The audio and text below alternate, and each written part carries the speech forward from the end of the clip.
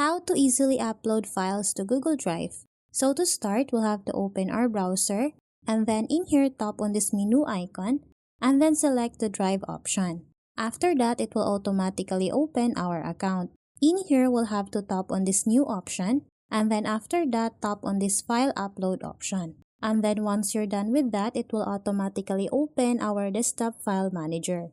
In here, we'll have to select the file that we want to upload. After that, simply tap on this open option and then as you can see here, the file is now uploading. So what we need to do now is to wait for the file to be uploaded.